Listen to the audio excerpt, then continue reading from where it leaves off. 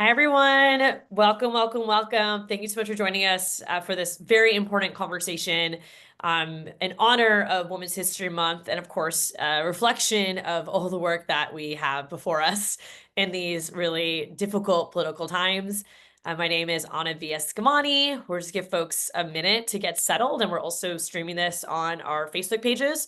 So I'm going to give us just a minute to get settled and to start the conversation more intentionally. So if you want to say hello in the Zoom room or on Facebook, you're welcome to do that.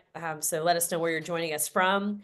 And of course, we'll get started very shortly. And so thanks so much for being part of today's conversation. We're also recording this for those who might miss it. As we know, this is 2 o'clock on a Friday is not the best time for every person. So we are recording this and we'll share on not just social media, but on our YouTube channel as well, so folks can watch it later. And hello, Melissa. Good to see you. It's great to have you from Winter Park. And of course, we have a lot of Orlando friends as well.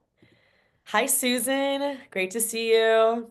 Okay, so it says, Maddie's computer is just buffering. So give us a minute to get onto social media before we get started with our conversation. And hello, another friend from downtown Orlando. Great to see you, Alyssa. I'm glad you could tune in for this conversation. We have Carly here from United Against Poverty. Great to Hi, have you. Carly. You got some fans in the room. I'm letting some more folks into the Zoom room as well. Perfect. We have a lot of folks joining us this afternoon.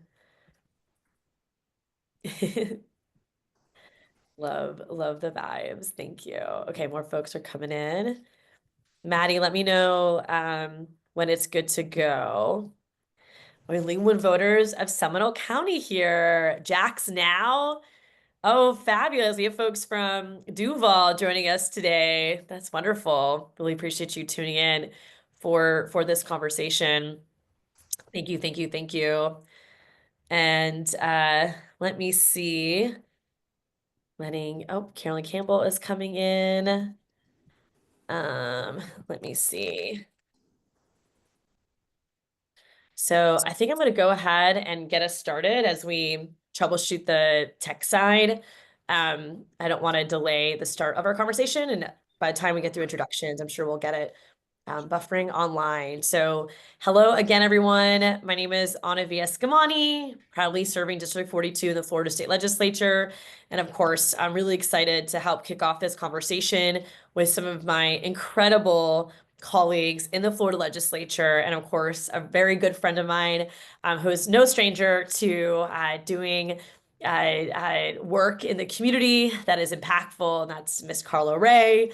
So just to kind of set the tone for the conversation, we are here to honor women during Women's History Month. And so I do want to take a very quick moment before I do anything else to honor the legacy of a legend that we just lost in our community, and that is the one and only Senator Geraldine Thompson. For those of us that were lucky enough to know Senator Thompson as a fighter, as a friend, as a mentor, it has been a very heavy couple of weeks.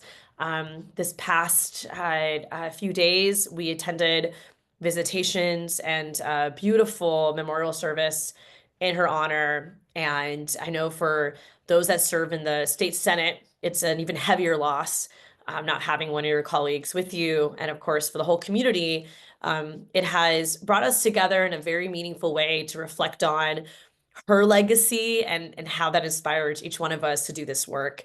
And so I just want to take, if you can, with me a moment of silence to honor Senator Geraldine Thompson. And so please join me in that.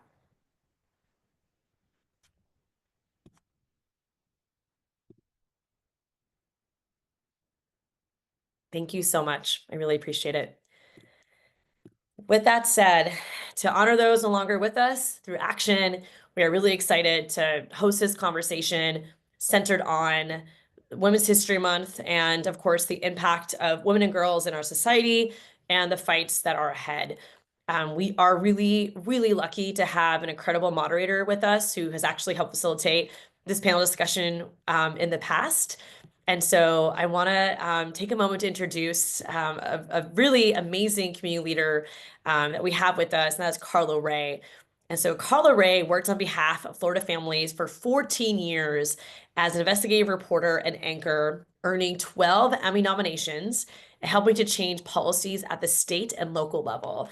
In 2023, her reporting on the lack of regulations for safe houses that are dedicated to human trafficking survivors led to new legislation being created that set standards and inspections for these safe homes, ensuring high quality care for the most vulnerable of those among us who are exiting a life controlled by a trafficker.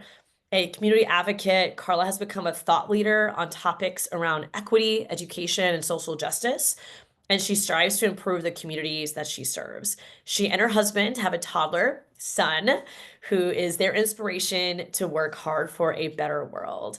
And as we start the conversation, I pass over to Karla. I do want to acknowledge that we're missing a colleague with us. Representative Johanna López was going to be joining us for this panel. Unfortunately, she had a last minute family emergency. Her legislative aide, Diego, is here, and he will, of course, be taking down any questions or notes that we have for Representative López. I will say, missing her from this conversation is a huge gap that will not be filled. We will, of course, introduce her bio just so you can get an idea for her incredible work. But if there are any constituents of Representative López that are here with us, she does apologize for not being able to attend, but we will ensure that her team has any questions or thoughts or messages. And I know that we'll see her very soon back in Tallahassee. And so with that, Karla, I will toss it over to you. Thank you so much, Representative Eskamani, and thank you again for the honor of being able to join you ladies. I think this is our 4th or 5th year in a row, starting back in COVID when we did our first virtual, which we are all still very new to the virtual stage and figuring out the Zoom. So it's amazing to see how many folks are here with us this afternoon on a Friday to talk about women's empowerment and the issues that we're all facing right now. I want to talk a little bit about Women's History Month and why we celebrate. This actually dates back to 1978 in Sonoma, California, and it was aimed at celebrating women's roles in culture, history, and society. The local initiative featured presentations in schools, an essay contest for students, and of course, a parade in Santa Rosa highlighting the significance of women's achievements. The event's success caught national attention, leading to President Jimmy Carter's proclamation in 1980, designating first a week of March 8th as National Women's History Week. And then by 1986, Congress designated the entire month of March as Women's History Month. And of course, in Florida, we honor significant contributions that women have made to the state's cultural, social, and political landscapes. It's a time to really spotlight local heroines, educate on the role of women in shaping Florida, and of course, inspire future generations toward advocacy and change. Advocacy is my favorite word, and I know that we're going to be talking a lot about that today. So, of course, we want to introduce our esteemed panel back with us again this year. We have State Representative LaVon Bracy Davis, who serves Florida's 40th district, covering parts of Ocoee, Pine Hills, Rosemont, College Park, and West Orange County. She's a former arts executive, still very involved. I don't know if former is really the right word for that, Rep Davis, but serving on the board of Central Florida's arts and economy with over 200 groups that she has collaborated with. She was the chair of the Florida Council on Arts and Culture, overseeing key initiatives, including selecting the sculptor for the Dr. Mary McLeod Bethune statue that now sits at the U.S. Capitol. Small feat there, right? And she, of course, a Howard University alumna and a FAMU law graduate. She's a licensed attorney and advocate for public education, gun safety, affordable housing, women's healthcare, and equity. So glad to have you with us, Representative Bracy Davis. We also, once again this year, have State Representative Rita Harris. representing District 44 in the Florida House. That encompasses parts of Orlando, Meadow Woods, Hunters Creek, and major landmarks like Universal, SeaWorld, Orlando International Airport. She has lived here in Central Florida for 24 years, and she deeply understands the community's challenges and diversity. She's now in her second term, and Rep. Harris champions workers' rights, reproductive health, and inclusivity. As Secretary of the Florida Legislative Climate and Energy Caucus, she advocates for environmental justice, so important in our state. And she's a mother of a University of Florida student. She prioritizes higher education and workforce programs. She also supports her community through budget requests, constituent services, and policy making. She's dedicated to improving Floridians' quality of life, and she takes pride in serving her district. Again, District 44 in the Florida House. Once again, this year, we also have in a new title, State Senator Kristen Arrington, a tireless advocate for the people of Central Florida. She's lived in Kissimmee since the age of 3, calls Osceola County home, and she has served in the Florida House previously, representing District 46. She was in that position for 4 years. Just recently, she was elected to serve as the state senator for District 25. So she is well-versed in all things happening at the state capitol. She is proud to be the first woman elected senator from Osceola County, and is a welcoming resource for any young women wanting to seek out a role in politics. And of course, State Representative Anna V. Eskamani, District 42, my district here in downtown Orlando. She is a bold fighter for Florida families and everyday people. She was born and raised here in Orlando, and she's the daughter of working class Iranian immigrants who came to this country in search of the American dream. Anna went to public schools, UCF, and is a nonprofit professional currently, I believe, not seeking a PhD in public administration. Didn't you just hang it up on your wall? We need to update your bio. Yep. So true. Thank you for add it to the list. Add it to the list. Hopefully I didn't mess up anybody else's bios today. If I did, we'll just let that one slide. Okay. In public administration, she ran for office as a first-time candidate in 2018, flipped a legislative seat, and is proud to serve as state house rep for District 42, winning both of her re-election campaigns in a landslide. A track record of kind sacrifice, endless hard work, and ironclad values, Anna is known across the state and nation as a leader who is unbothered, unbossed, and committed to the people of Florida, and just might be the next mayor of the city of Orlando. And not with us today, of course, State Representative Johanna López, who Anna mentioned at the beginning. She is a powerhouse. She is an Afro-Latina from Puerto Rico, embodying the resilience and dedication that she takes to Tallahassee.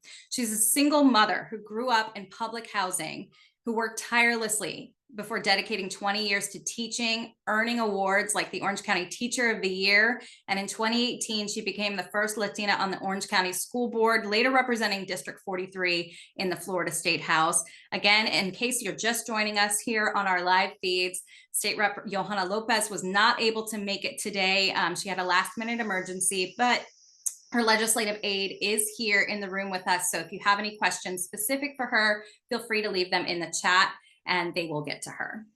All right, so remember, as you are listening in, you can add your questions to either the Facebook Live or here in the Zoom. We'll try to get to those as we have time for them. And we want to just dive right in. So to all of our local lawmakers here this morning, or this afternoon rather, this is a big one and probably hard to narrow down. What do you all believe is the most pressing issue for women in Florida today? And I'll start with Representative LaVon Bracy Davis. Wow. Well, first of all, let me say thank you. What a delight to be on this call. I think this is my second or third year in a row, so just always honored to hold space for women. Also, thank you for having that moment to honor Senator Geraldine Thompson. I know you want me to dive right into the question, but I can't even start this conversation without honoring my mentor and a woman that has poured into my life all of my life. So thank you for holding space for her. So pressing issues. I know we're going to talk about reproductive health, I'm sure, several times through this call. So first and foremost, I'll state the obvious in terms of reproductive health care. But I think all healthcare inequities are issues that women face. Um, and also, there is still a silent statement that we are not deemed worthy for certain spaces. You know, you don't hear it on its face a lot, but we feel it, right? Women as legislators, as women that have a plan and that are sometimes not as quiet as folks would want us to be. There's oftentimes this silent statement that perhaps we shouldn't be in these spaces. I know there's a new trend right now with elevating women who have chosen to be homemakers or to stay at home, which I have no issue with whatsoever. But there feels like, especially like I see some of these appointments to boards and the governor making some of these appointments that women that have chosen to stay at home or to raise children are somewhat elevated as opposed to women who have taken more of a leadership position in society or in politics or whatever. And while it's not on its face, you won't ever hear, a woman doesn't belong in politics or a woman doesn't belong in leadership. You'll never hear that on its face. Sometimes you can feel it, right?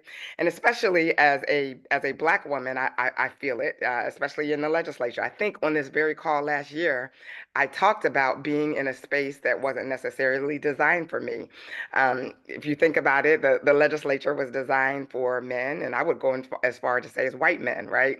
But here I am, not white and not a male, but in this space. So it's definitely a issue, but it's not one that I don't think anybody on this call is not willing to take on. Senator Arrington. Yes, kind of going on still what Representative Davis said is just what the tone and the vibe is, unfortunately, for women and moving forward and equality, where before, we were pushing and we were getting, access and seats at the table, but now the tone more is maybe y'all shouldn't be in the table or not even in the room.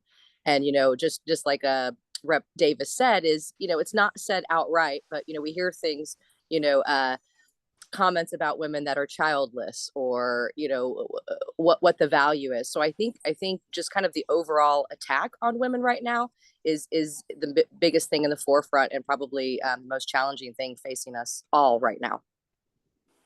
Very challenging time to just live and live your truth, whatever that is, to each individual person.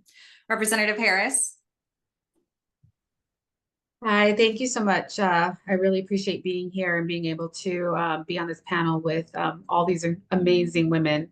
Definitely a great way to celebrate Women's History Month and sort of just echoing what's already been said. Also, just being a woman who doesn't fit into the conventional standards or beauty standards is also difficult.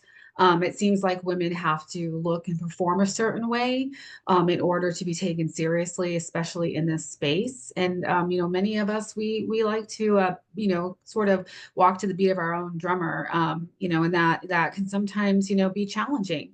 I think as far as like issues that, the women of Florida are going to be facing, definitely access to reproductive health care, already seeing challenges against access to contraception.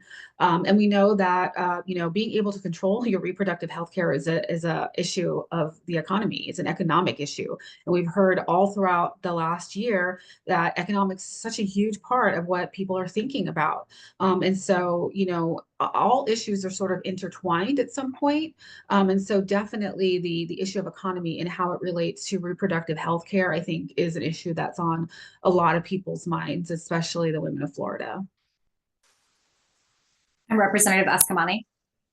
Well, I just want to echo my gratitude to everyone for joining us today, to those on Facebook and on Zoom, and of course, thank my amazing colleagues for making the time to continue to be part, not just conversation, but to be part of the fight, because we are all each being so intentional when we show up on the House floor, the Senate floor, when we show up in our communities. And I think I speak for many of us to say that it's always so inspirational to have women in these positions of influence. And so just gratitude to everyone, and Karla for volunteering your time to be part of this too. It just means a lot to all of us. I don't want to be repetitive, but just, echo CC period to everything everyone said. And just to kind of take it up a little bit too, I mean, the chaos coming out of the federal government does impact women and girls. When I think about the threat to eliminate Head Start, which yesterday Head Start's Facebook page basically said we're shutting down this platform, moving to a different page. And those types of updates worry me because we know that Project 2025, as an example, outlines a path to end Head Start. And when we think about programs and policies that have supported and empowered women, whether it is the reporting of sexual assault on college campuses, whether it is equal, pay for equal work efforts, domestic violence prevention, the Violence Against Women Act. I mean, there's just so much on the line right now at a federal level that absolutely trickles down to us.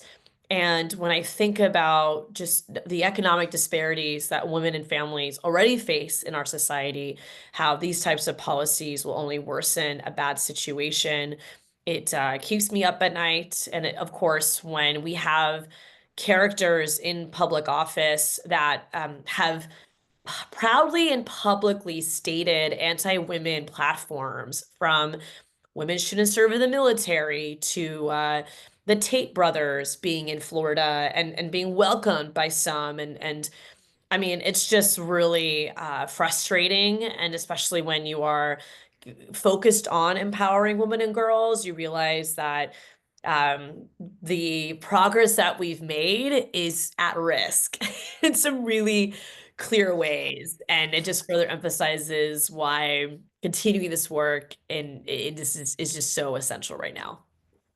Oh, to that end, I'll have you stay unmuted if you could, Rep, because you talk about the trickle down, and I think about the attack on policies at the federal level, what that will look like here, when already so many,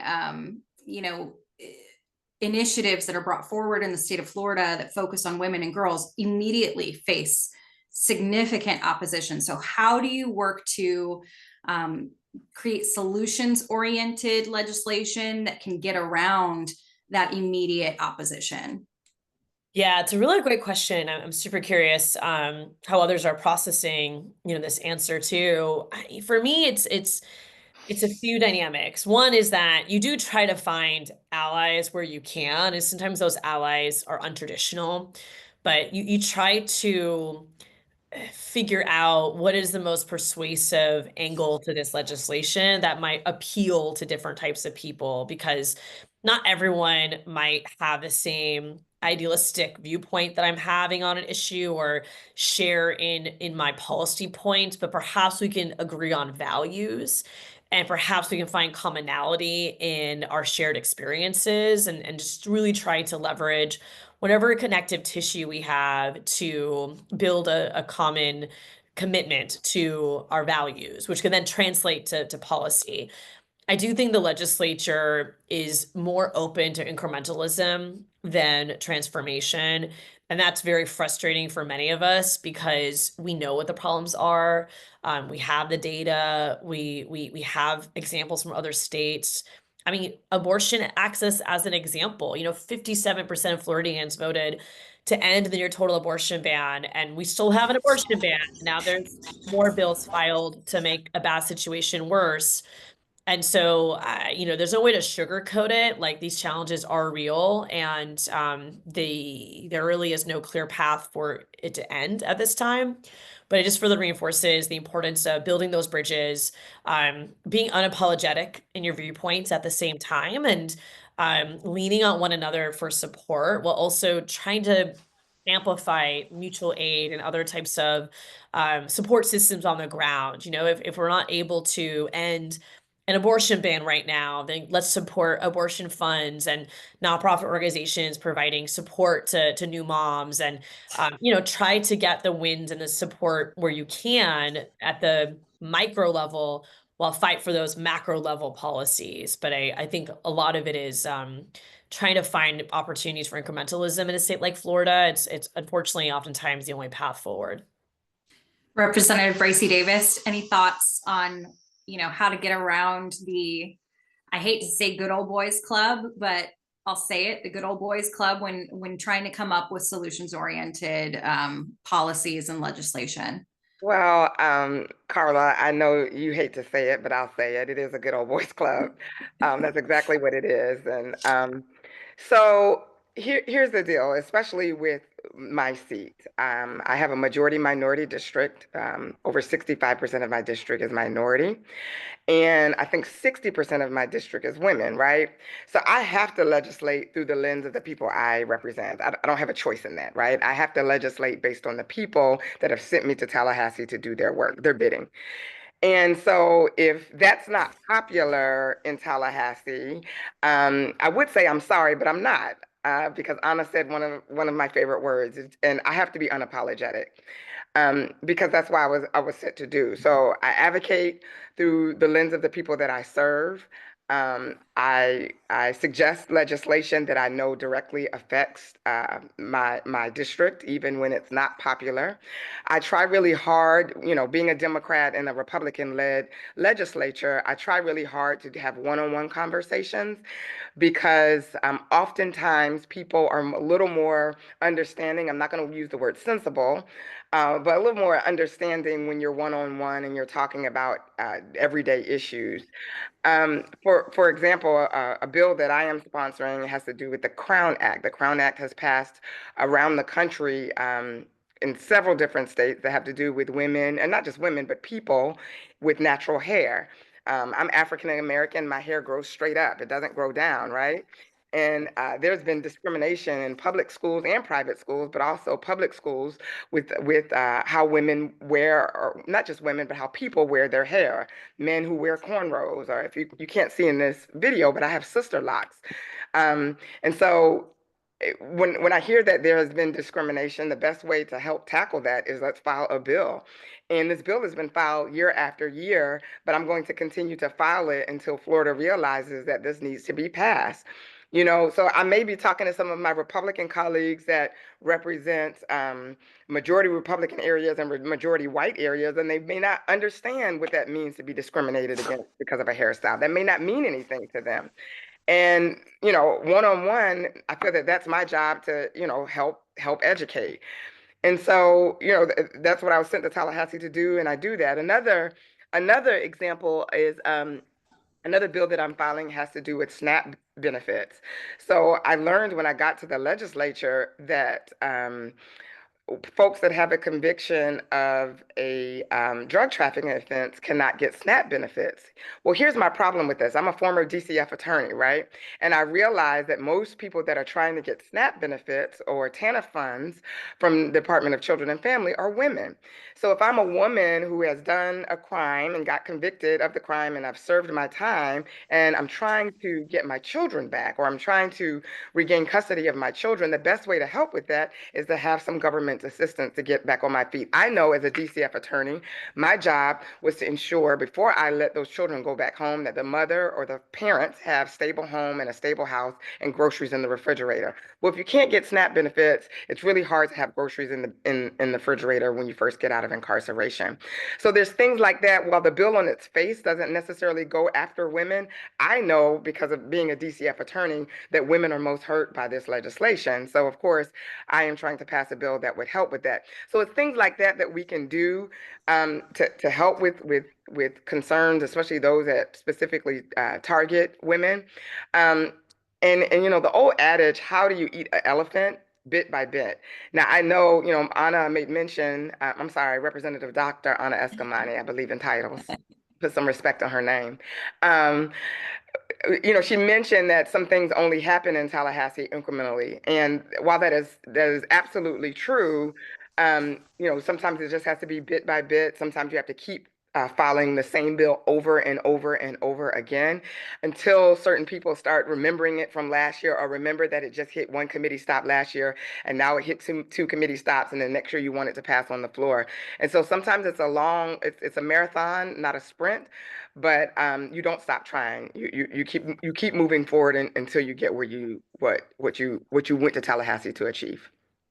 Absolutely. And Representative Bracy Davis bringing up the Crown Act, I think too about children.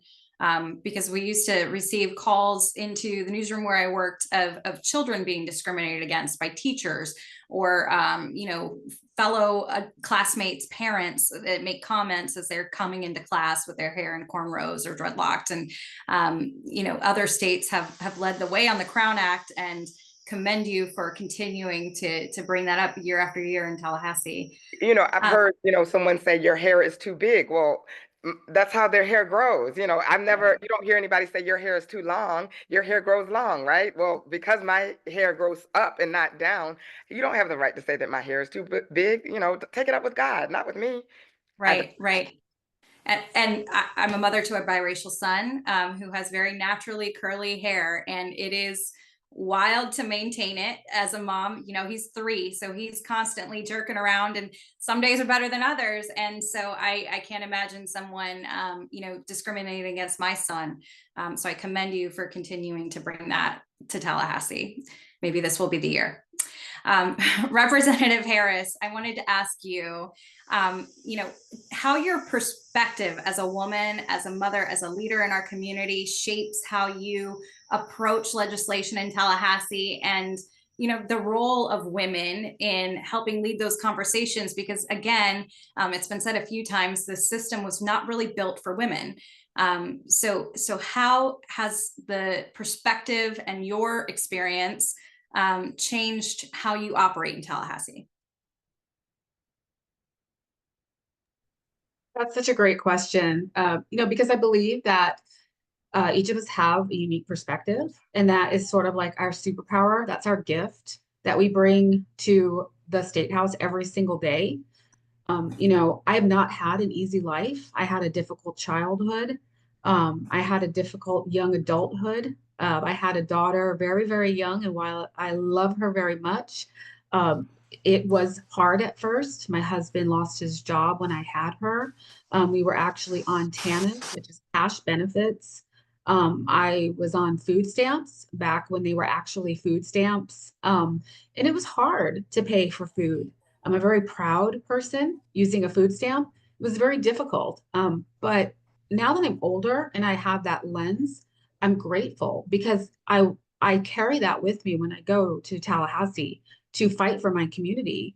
And so I know what it's like to struggle. I know that feeling of having your electricity turned off. I know that feeling of trying to make ends meet. I know the feeling of trying to make it through the week with $10 in your account, and seeing your bills that equal much greater than $10. And while we're in a much different place now, I will never forget that. And these are stories that each of us have our own stories and our own fire that we walked through to get to where we are today. And it gives us incredible strength to sort of, fortify ourselves against some of what we deal with. But it also gives us incredible empathy to have the fight and to keep working for our communities. Like Representative LaVon Bracy Davis, I have a very, very diverse district, and I am tasked to go up there and speak for them and fight for them every single day I'm up there. And while I file every single bill I file with the intention that this is a good bill and it should be passed, and I will fight for every single bill that I file to be passed. And I treat each bill like it is something that would be good and help the people of Florida. I also am realistic about what I'm able to achieve. And I'm happy to set aside sometimes the ego to get something done, even if it doesn't have my name on it, if at the end of the day it's going to help my community, which is sometimes what you have to do in order to get something passed or to get some change made. So there's a lot of like was mentioned, little bites by bites, but I think that every day we have a vision of what we see Florida could be. We have this idea of what we know Florida is capable of. And we carry with us that fight that we want this Florida. We can almost taste it, and we're not going to stop fighting for it. And we kind of we need to make them deny it, so that when people come to us and tell us, we're really struggling, we say, I know, I've been there. I absolutely understand. And I'm going to keep fighting for you every single day that I'm up in Tallahassee. And you actually have a fan on Facebook who wanted to share a love note that said, "Rep Rita, our superhero, we love you." That's from Jomar on Facebook. So definitely fighting the good fight on behalf of your district. Now, Senator Arrington, I keep wanting to call you Rep because you were Representative Arrington for several years. Can you talk to us a little bit about the transition from the House to the Senate in Tallahassee? How has that shaped your understanding of the influence of power in our state's capital? And, what have you learned navigating both of these spaces now? Well, thank you for the question. I still am figuring it out a little bit in the Senate since I've just been there for the few months, but the tone is extremely different. When I served in the House for those 4 years, the Speaker is the one that's the head leadership role for 2 years, and there's never been a female Speaker in the House. So serving on the House floor, you look up in the room when you're out there and you see all the paintings on the walls of the previous speakers, and they're all men. And just like you all alluded to earlier, that it's a good old boys network, I always say it's a bunch of bromances going on. There's definitely a different feeling between the men. Being a Democrat, you have to work a little harder. Being a woman, you have to even work a little harder. And then I'm sure, as the other ladies on the call said, and being a minority woman, you even have to work harder. And you definitely, I feel that more being a House member than I have now being in the Senate. And that's because in the Senate, we have had a woman in the leadership role. So we've had a female president, Kathleen Passidomo. She was just the president 2 years ago.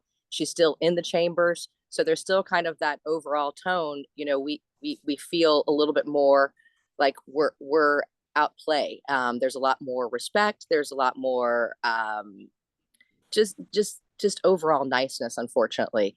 But in the House, we do have a female speaker that will be coming up. So I hope that will help change the tone overall. And then as far as the level of being a senator, obviously I represent a larger district. I'm one of 40. So things are a lot more high profile. I've been happily surprised on the response I've gotten on the issues that I have spoke up on, and that folks have come over to me. And something that I worked on in the House for 4 years that I couldn't get anywhere now is moving in the Senate. But also at the same time, it's really sad and disappointing because I worked really hard in the House, just like all the ladies on this call. The House Democrat women are the ones that are really carrying the fight for Florida. They kill it on the House floor. They kill it in committees. They beat up everything that's bad, put holes in it, and they definitely don't get the recognition that they deserve. So I miss you, ladies. Definitely love serving with them. But it's a different vibe, and I sadly I wish that it wasn't. It is interesting because even as a journalist, when deciding what to cover, what's coming out of Tallahassee, a bill is never considered serious news until there's a component on the Senate side, because there's just so much volume coming out of the House. So it's very interesting now that you've seen both sides. Thank you so much for responding to that. We do have a lot of questions that are coming into the Facebook chat. Before we move into those, I want to ask all of you, and feel free to chime in as you're ready. How do you believe that women leaders can support and uplift one another, both inside and outside of politics? I'll start. Well, inside of politics, that we all are able to file bills. We all are trying to push forward legislation. I try very hard to be a co-sponsor. I believe Rep. Dr. Anna Eskamani is really great at always co-sponsoring legislation. She also always debates when we're on the House floor and we are putting forth a bill. You can almost bet on Representative Eskamani putting up her microphone and being an ally to you. When we think of the word ally, I know oftentimes we use that word in the LGBTQA space as being an ally, but I think being an ally to one another, helping push forward others' bills. If my bill doesn't get heard, but Senator Arrington's bill gets heard or Representative Harris' bill gets heard, my job is to also be an ally because I know she's doing, good work. And then that's inside of the legislature, inside of our political space. On the outside, it's show up. We need to show up for one another. I believe that everybody in this space should have either both a mentor and a mentee. We should always be looking to learn, but also looking to teach someone else. And every woman on this call, quite honestly, I think no matter what level or stage in maturity you are or an impact you have, you should have a mentee and a mentor. So showing up, that's important. Fantastic answer. I want to add, that I really love everybody on this panel, and I really honestly do. They're like family to me, and so it's very empowering to be in a space with such incredible women. I often tell Dr. Anna that I never thought I could run for office until she ran. I can throw some spicy language around from time to time, and I never thought the Florida legislature or any elected position could handle a woman that did that until I saw a woman do that. And I thought, well, look at her. She's doing it. I can do it too. So I really do admire and look up to every one of the women on this panel. And I know I'm going to cry too. I see some people crying. I really do respect and admire each of you. And you really give me the strength sometimes when things are difficult. I'll look across the chamber and I'll see, somebody giving their speech, LaVon Bracy giving one of her powerhouse speeches, or when Rep. Arrington was with us, or Senator Arrington was with us, her fighting her battles, and Dr. Eskamani. And I think to myself, wow, I am so lucky to be in the space with these ladies and to fight with them.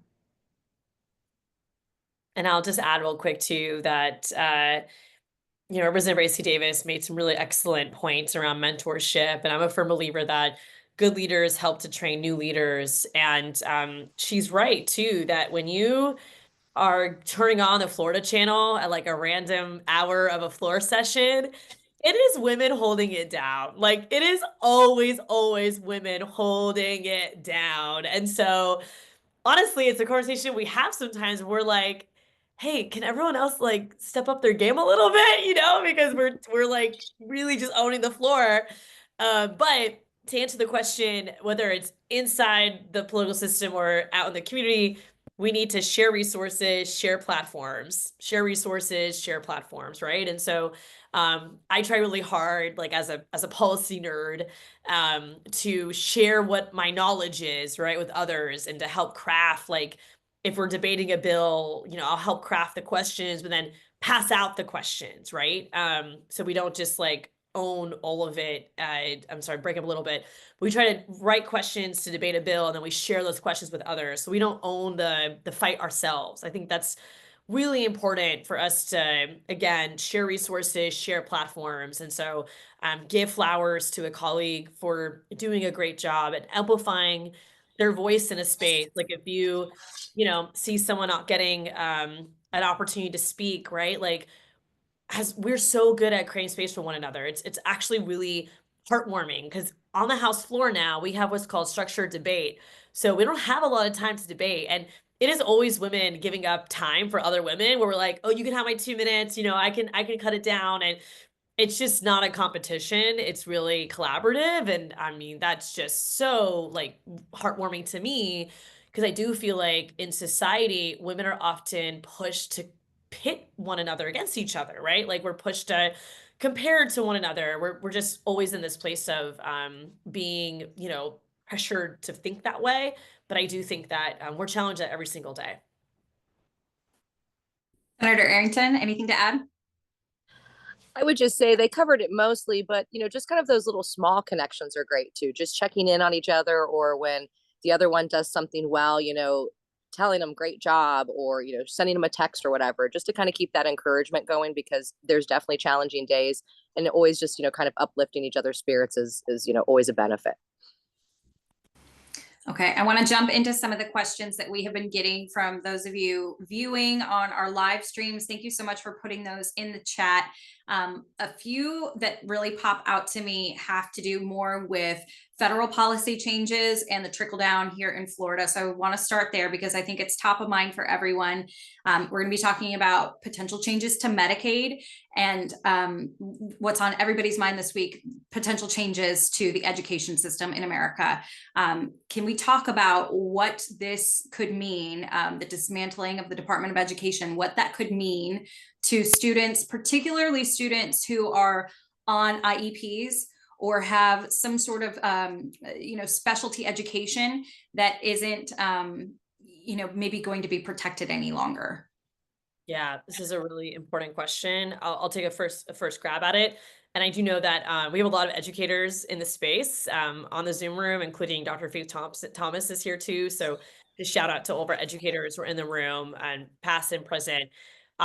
It's very concerning, right? I mean, Department of Education has had such an incredible legacy in prioritizing the needs of every child, regardless of their status, regardless of their zip code, of the languages that they were born speaking. And so eliminating the Department of Education really is an attempt to take away what has been the ultimate equalizer in American society, and that is public education. And so we do not have a guardrail in Florida because the State Department of Education is, if anything, co-signing what's happening at the federal level. So I foresee a ripple effect in a lot of ways where not only do we lose a lot of these essential safety nets like IEPs, but we also lose standards when it comes to accreditation and accrediting bodies that maintain a quality of childcare, equality in higher ed, equality in K-12. I know the Trump administration has said that they're going to just shift programs to different departments, but there's just no way that happens without people getting lost in the cracks and without there being elimination of programs. And remember, the ultimate goal of cutting back on these programs and these federal layoffs or terminations is not to save us money as a country. It is to shift major tax breaks to large corporations that are likely managed by characters like Elon Musk. And of course, the other dynamic of this is privatizing our workforce, giving public contracts to these types of individuals that are profiting off the destruction of our federal institution. So let me just step back and pass the mic over, but that's my initial reaction. I'm also, oh, never mind. I say LaVon, you go. I was just going to say, I think also there's a lot of concern around, Medicaid dollars. I've gotten a lot of emails from constituents concerned about that, wanting to know what's going to happen. Florida is a state that doesn't even, take advantage of all of the Medicaid dollars that we could be taking advantage of, but we still rely on the program to help fund services in so many spaces. And so, there's a lot of dismantling that really puts a lot of people, I will say it really terrifies them and puts them in a space where they really don't know what they're going to do.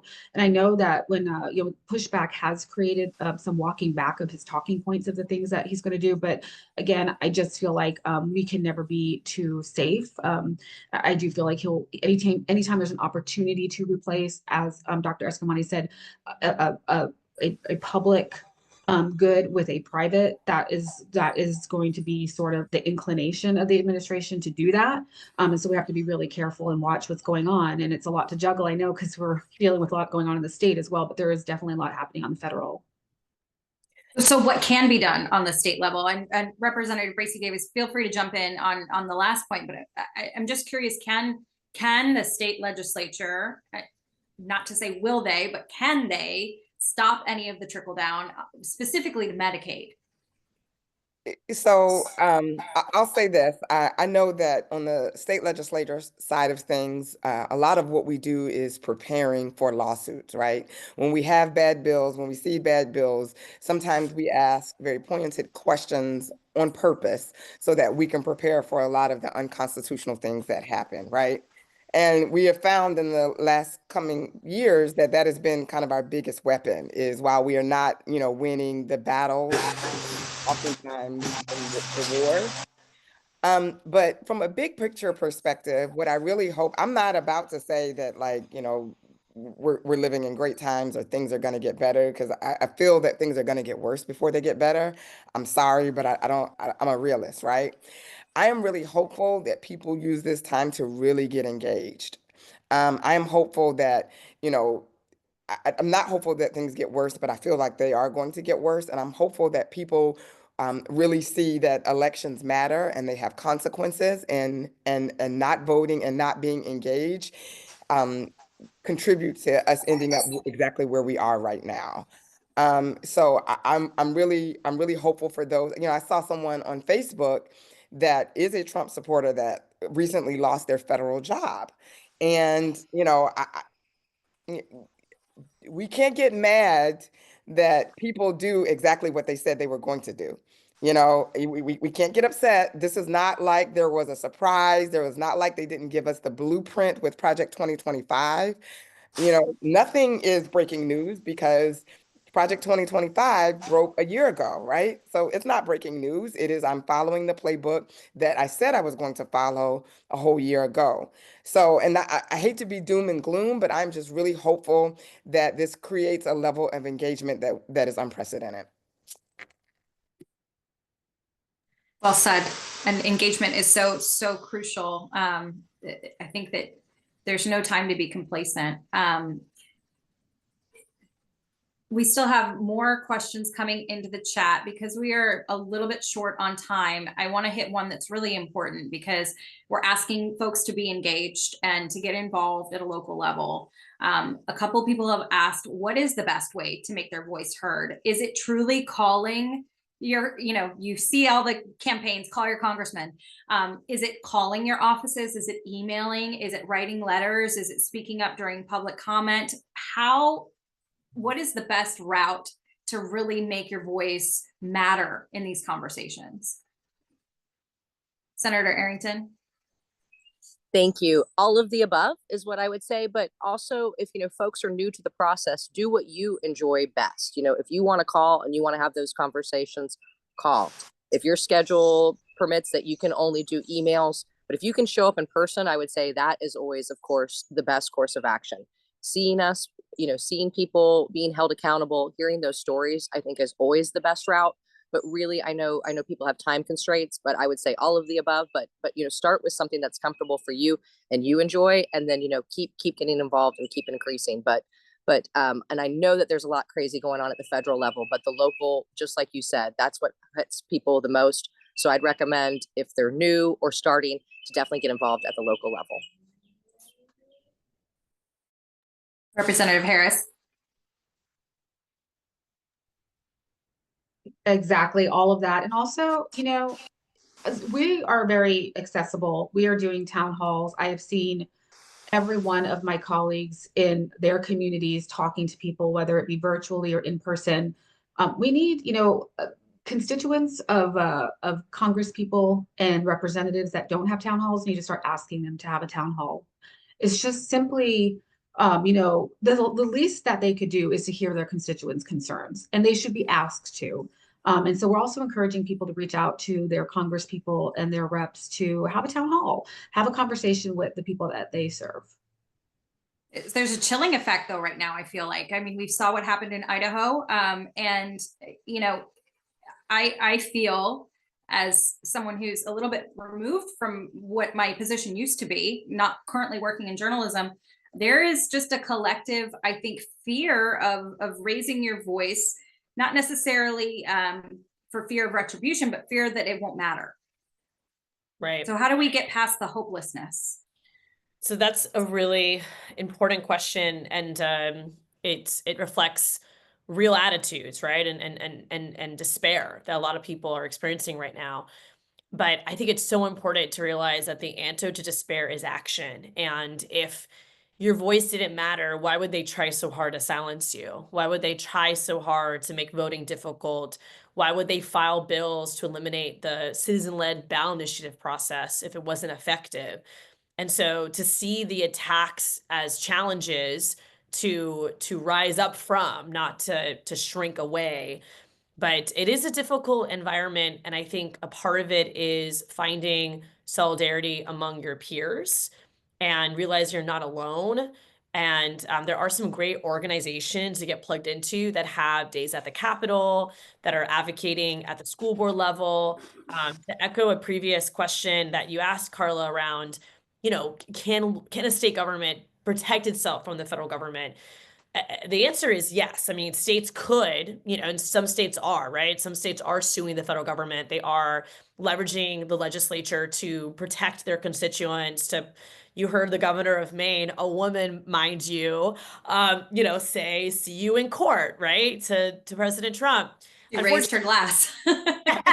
Right. I mean, unfortunately, not every state is like that. Ours is consenting, ours is not fighting back, but it does further amplify the local dynamic here and really holding the line where you can at the county level, at the school board level, and pushing those elected officials that you have more influence over, in particular, to not consent to that agenda and to organize around mutual aid, to organize around protecting access to literature in your school, to organize around safety nets for people who lose Medicaid, right? And to really think creatively of your non-governmental organizations and what role they can play.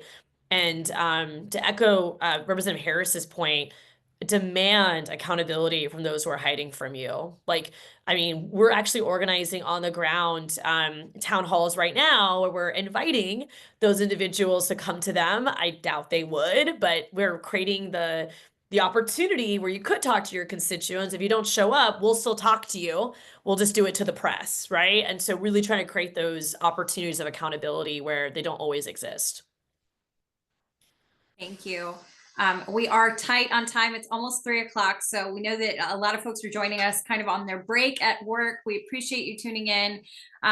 Let's do final thoughts, wrap up what you think is going to be what takes us forward and charging forward into the future as advocates and leaders in our community. I'll start with Representative LaVon Bracy Davis. Just want to remind everyone that I know we see the news, we read the news, but there are people pushing back. I mean, the ladies on this call are pushing back, right? And oftentimes that goes that that's not the top story in the media and in the news, right? That's not salacious. But just know that there are people that hear you, like especially with my district, I hear you, I understand you, and I'm fighting for you, right? I may not be the leading story on the 6 o'clock news, but I hear you. And so just know that, we are not taking this bad policy and the marginalization of people. We are not taking this lightly, and we're not taking a blind eye to it. And so just be encouraged that there are fighters in the legislature. There are fighters. And, like I said, I was elected to do a job. And every day I walk in that state capitol, I think of my district and the Floridians that often go unheard and unnoticed. I think of them and I legislate on their behalf. Thank you so much. Representative Harris. As women who are in a male field, we have thick skin. We can take it. We can take a fight, and we know how to fight. And none of us have stepped away from a battle when we needed to stand up. And we're going to continue to do that. We're going to continue to fight for our constituents and work diligently where we can. We're going to try to get things done when it's possible, but also, try to stop harmful things or, mitigate the harm where we can. And we're just going to keep on doing that. And that is really what our focus is over the next 2 years, to really do what we can, but push back on what we need to. And I'm going to be really candid in this space. I have gotten, and this has never happened before, I have gotten about 6 or 7 emails now from constituents who are identifying themselves as Republicans who are really worried and really scared. And they're asking me to stand up for them as well. And I do think that, when some people can take it too far, and, we are seeing some people in our communities who are appalled, quite frankly, at what they're seeing. And I think, some of these people are going to have a moment where they realize, okay, I'm going to have to maybe vote a different way or interact a different way in the community that I'm in. And so I also know that is also something that's happening on the ground too. And again, it's not the top story. It's not what we see. Gotta remind people, Twitter is not real life, y'all. And what's really happening in these communities is a lot different than what you might be seeing on social media. Absolutely. Senator Arrington. Yes, each other. We are going to bring each other and move each other forward and get us through this. I'm sure Representative LaVon Bracy Davis, her mom has some great stories and over darker times that they have come through. And together, I believe we can do it. The ladies on this call, like I said, are amazing. All of the Democrats fighting in the legislature are, but your Central Florida ladies, they are really well organized. They work together for you. You all could not have anyone better in Tallahassee. advocating for Central Florida. And just know that everybody works together as a team. We uplift each other, and we are grateful for all of you tuning in tonight and following us on this journey and supporting us, and look forward to next year too. Thank you. And to take us home, Representative Eskamani. Thank you so much, Karla. Can we just give a round of applause for our moderator, Karla Ray, for the amazing facilitation, and just your leadership too is so deeply valued. And I'm just so grateful for everything you do in Central Florida. And of course, to our colleagues, thank you. And to those who attended, thank you for taking the time. And as we mentioned at the top of this this meeting, this event, we will be posting this recording on our social media. It should be streamed on Facebook right now. It'll be saved there, but we'll upload it to YouTube as well, so you can share it even to a larger audience. But just thank you for being part of this space. Thank you for your fight. Thank you for your excellent questions. And stay connected with us. You know, all of us are on social media, so please. And if there's one takeaway I have for everyone is, if you don't know who your state representative or state senator is, find out and communicate to them. Even if they don't align with you, hold them accountable, and just be intentional in not forgetting the importance of local government, because there is a lot of attention, understandably so, at the federal level right now.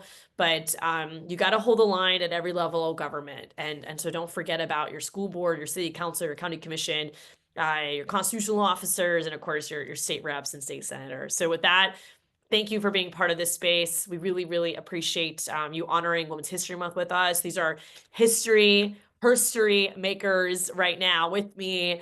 And so much blessings to everyone, and we'll see you in the fight. So let's keep honoring the women and girls who have left us, and the women and girls who are to come in the future. So thank you, everyone. Talk to you soon. Thank you so much.